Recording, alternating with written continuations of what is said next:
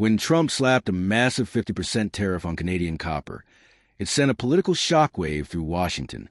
Cable news lit up with alarmist headlines. Right-wing pundits crowed that this was the move that would finally bring liberal Canada to heel. But in Ottawa, Mark Carney barely flinched. There was no fire-breathing press conference, no retaliatory social media blitz. Just calm, professionalism, and behind closed doors, a well-coordinated, deeply strategic economic counterpositioning that made Trump's tariff look less like a power move and more like a desperate bluff. If you're done watching corrupt elites rig the system and leave you behind, subscribe now. If you want real talk, raw truth, and zero spin, this is your channel. If you're ready to fight back, hit that subscribe button and stand with us. The markets react, and they're not impressed. The first signs that Trump's copper tariff was all bark, and little bite came from the markets themselves. Copper futures barely twitched. Analysts from Bay Street to Frankfurt rolled their eyes. Why? Because Canadian copper, unlike aluminum or steel, isn't even a linchpin in U.S. manufacturing. The vast majority of Canadian copper exports don't go south of the border. They go west across the Pacific or east across the Atlantic. So what was this really about? For Trump, it was never about copper. It was about sending a message that if Canada wouldn't play ball on China, on 5G policy, on military procurement, even on agriculture subsidies, it would pay the price. But what the Trump White House didn't calculate was how much Canada had already de-risked itself from the U.S. market. This was a punch thrown into the air. Canada had already moved out of the way. Ottawa's playbook, quiet fortification. While Trump flailed in public, Carney fortified in private. Ottawa's response was a masterclass in economic crisis insulation. The Ministry of Trade activated a rapid response coordination team, connecting provincial economic ministers, major exporters, and strategic industries. Within days, contingency funds were made available. Export Development Canada fast-tracked insurance adjustments. Provincial governments in BC and Ontario set up localized tax breaks and subsidies for any business impacted by copper volatility. All without fanfare. All without drama. Carney didn't need to bluster. He already had the credibility. The calm created confidence, and confidence created capital. Investors didn't pull out, they doubled down. A provincial united front. One of the most underappreciated elements of Canada's economic resilience is how provincial collaboration has matured. Where Trump expected fragmentation, conflict between the prairie provinces and Ottawa, between Quebec's trade unions and federal regulators, he got unity.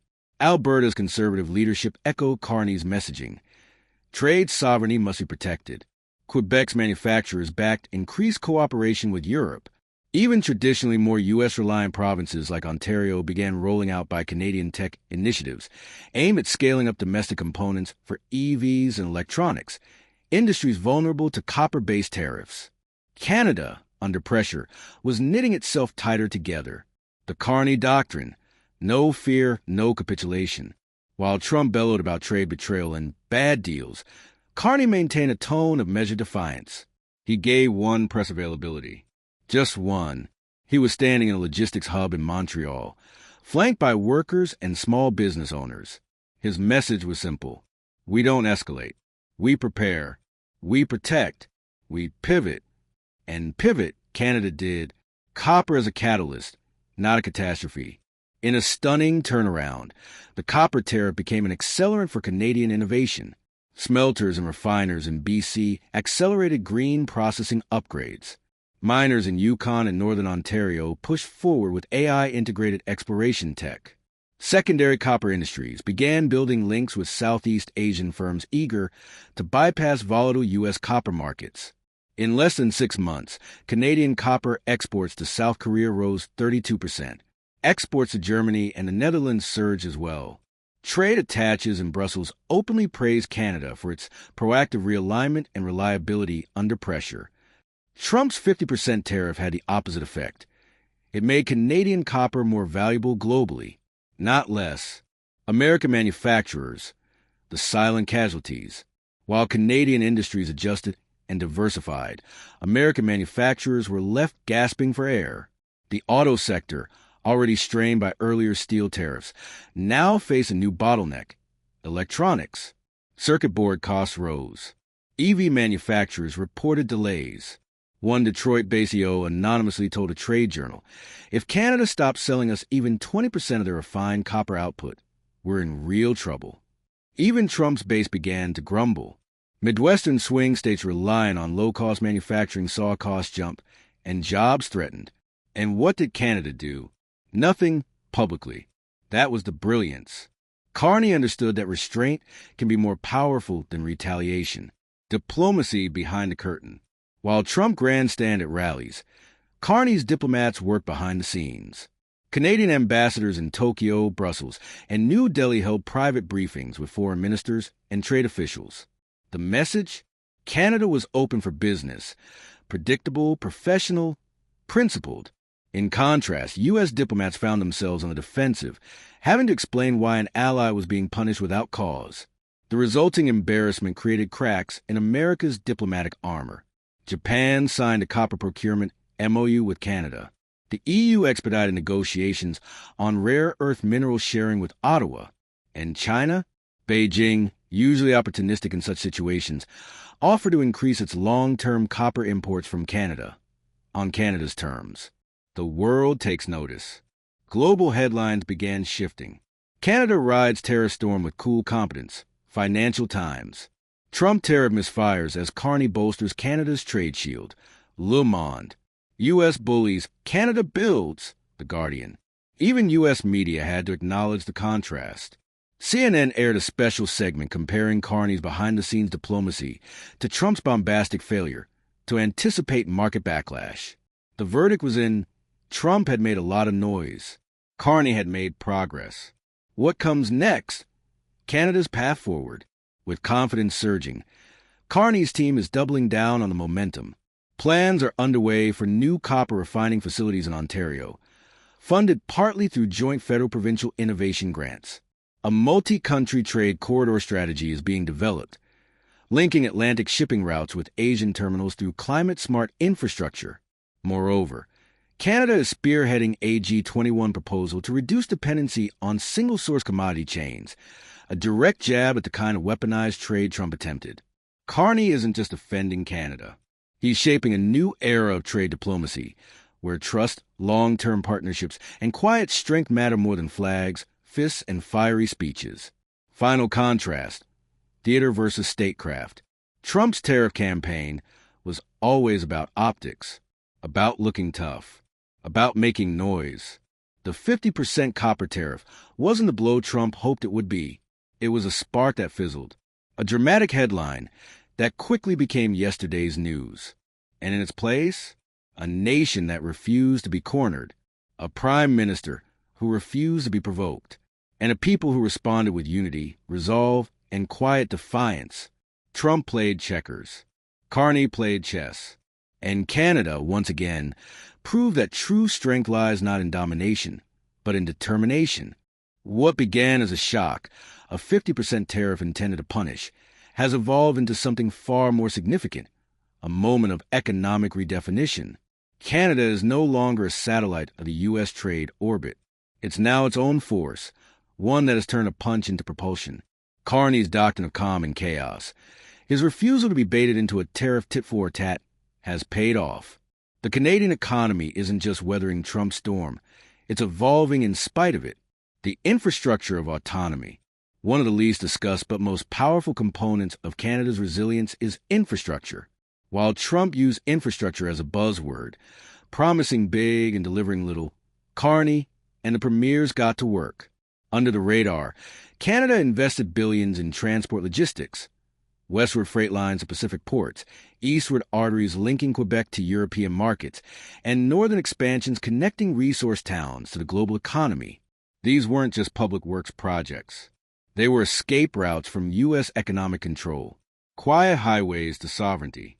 Take the Pacific Copper Gateway, a new BC infrastructure partnership that reduced export time to Tokyo and Seoul by 18%, or the Port of Halifax upgrade, which doubled container capacity headed for Europe.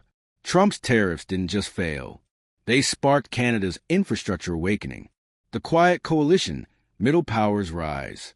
In response to the U.S. weaponization of trade, Carney quietly formed what some are calling a quiet coalition, a loose alignment of middle powers seeking rules-based trade stability outside of U.S. coercion. Countries like Australia, the Netherlands, South Korea, and Chile have begun deepening economic coordination with Canada, not out of ideology but necessity. When the world's largest economy starts acting like a mercurial bully, reliability becomes the new power. Carney's message was clear in these behind-the-scenes meetings. Trade isn't performance. It's a promise. And Canada keeps its promises. These partnerships don't make headlines, but they make supply chains stronger.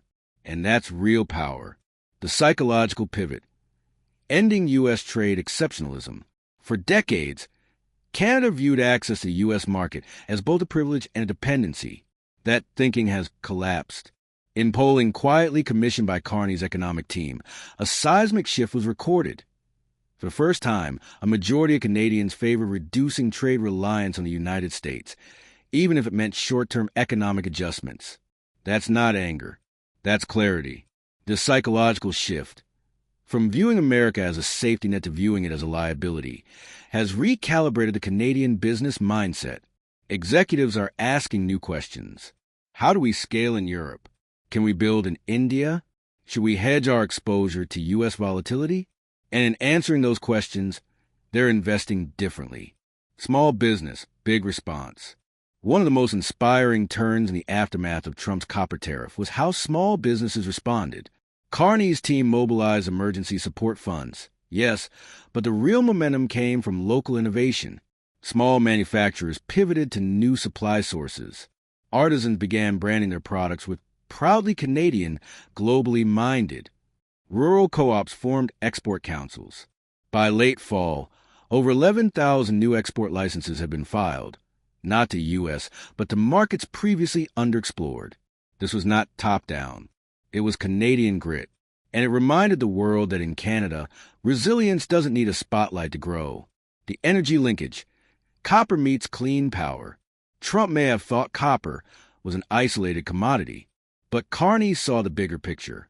Copper isn't just a metal, it's the backbone of the energy transition. EV batteries, solar panels, wind turbines, all of them rely on copper.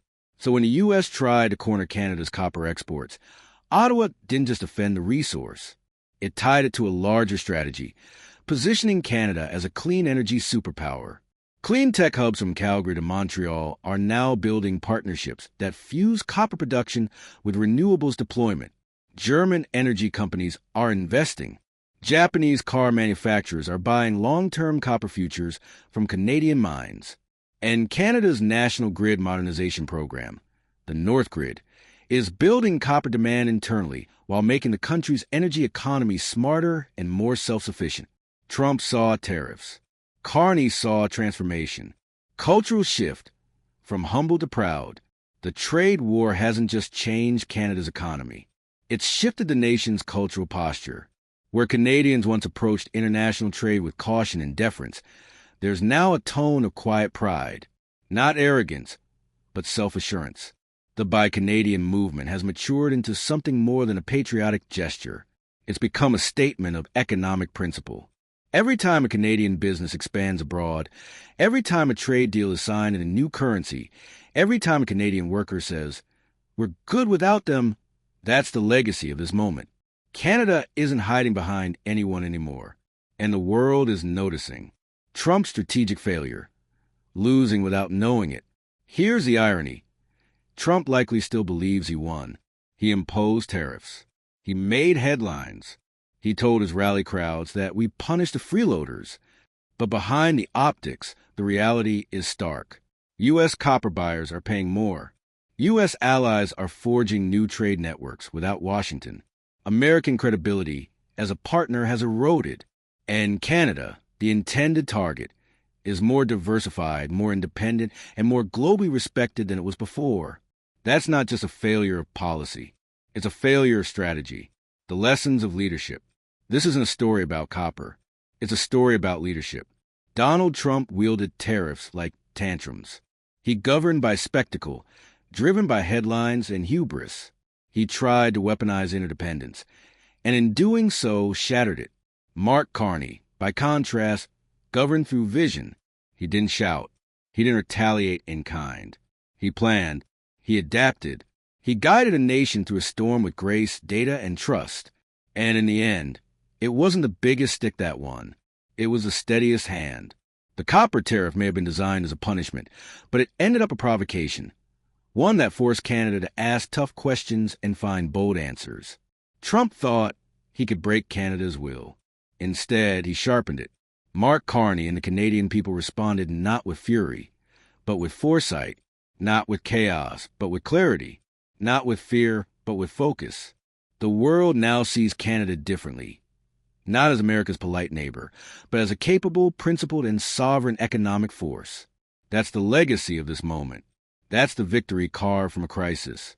Trump started a trade war. Canada built a new economy. And that is how you respond to shockwaves, by turning them into stepping stones.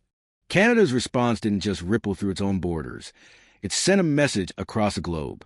Allied nations watching the U.S. twist the trade apparatus into a political megaphone found an unexpected playbook in Ottawa. Japan, still smarting from sudden auto tariffs, began formal talks with Canadian trade envoys to deepen bilateral relations, sidestepping a U.S. system now deemed unreliable. Germany, stung by aluminum sanctions and left fending off Trump's NATO jabs, opened discussions with Canadian suppliers in sectors ranging from aerospace to green hydrogen.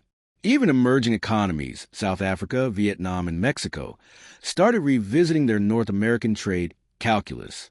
What began as a Canadian effort to minimize damage turned into a soft power masterstroke. Canada, the quiet neighbor long assumed to follow the U.S. lead, was now guiding a new trade ethos. Pragmatic, diplomatic, and sovereign. Washington's loss, Ottawa's gain. Inside Washington, the effects were subtle but mounting. Supply chains grew tense. Sectors dependent on Canadian raw materials, EVs, renewable energy grids, even construction, began reporting cost overruns. State governors from Michigan to Ohio, whose economies were intertwined with Canadian manufacturing, demanded clarity, but they got confusion instead. Trump remained focused on image, rally chants, terror threats, and blaming foreign freeloaders for domestic woes. Meanwhile, his administration had no answer for rising input costs, faltering business confidence, and eroding international trust. In contrast, Carney's steady hand reassured markets. The Bank of Canada coordinated with provincial governments, issuing guarantees and loans to stabilize vulnerable sectors. Policy became proactive, not reactive. The message was clear: we plan, we build, we adapt. The education advantage, another pillar of Canada's long-term strength, emerged from an unlikely domain: education. As Trump's trade war expanded into cultural hostility, visa restrictions, immigration bans, travel advisories, international students fled American campuses in droves. Where did they go? Canada. Mark Carney, himself an academic and a believer in talent-driven growth, embraced this shift. Immigration policies were streamlined. University infrastructure expanded. Provincial funding was increased. By the end of the second year of the tariff conflict, Canada had absorbed nearly 40% of the international students that once fed the American tech and innovation pipeline. And those students stayed, launching startups, joining clean tech ventures, founding research labs. Tariffs may have started the conflict, but in its shadow, Canada quietly secured the next generation of economic advantage: the rise of the innovation corridor. Between Toronto and Vancouver, a new term began circulating in business circles: the innovation corridor. Carney's administration, alongside private sector leaders, used the tariff crisis to accelerate tech sector expansion.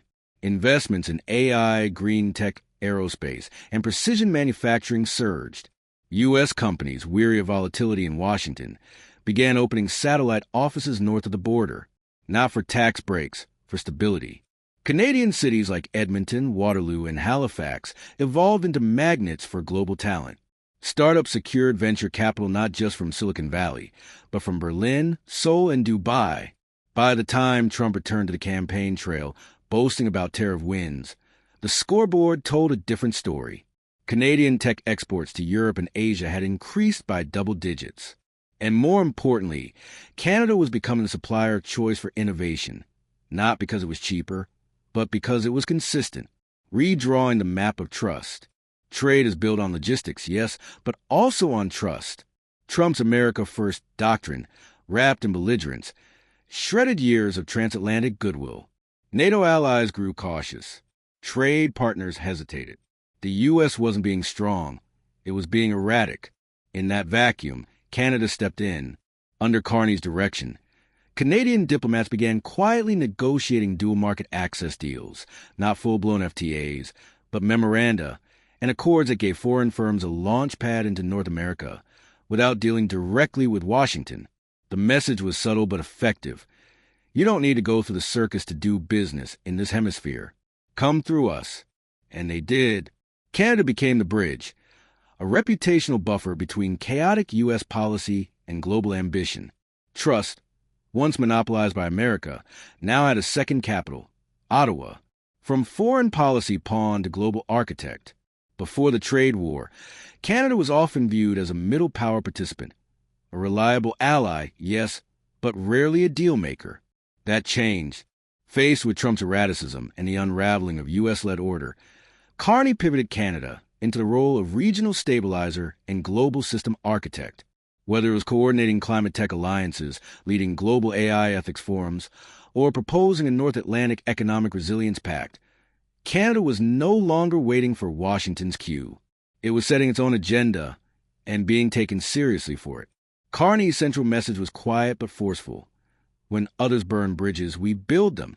The tariff that birthed the doctrine. Historians may one day point to Trump's copper tariff as more than just a failed trade policy.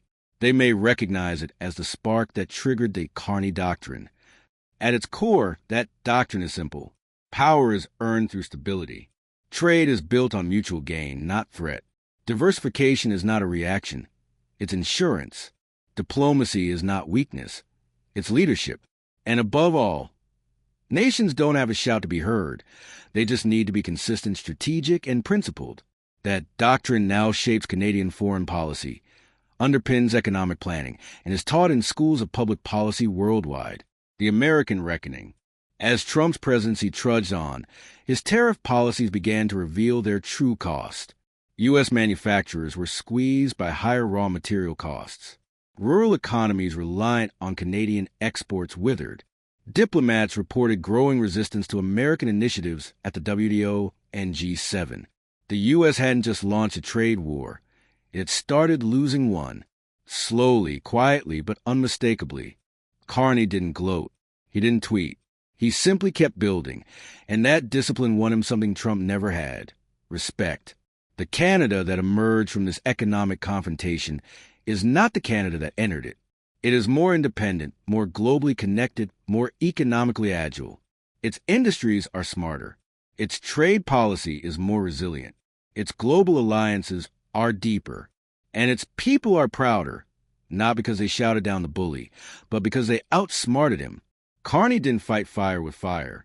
He used strategy, structure, and steadiness. And in doing so, he rewrote what it means for a middle power to lead. Trump's tariffs tried to break a neighbor. What they did instead was awaken a nation. The trade war started with a tweet. It ended with a blueprint for how to lead in chaos, how to respond to aggression without losing your values, how to turn economic adversity into national evolution. Canada taught the world something profound. You don't have to be the loudest. You just have to be the most prepared.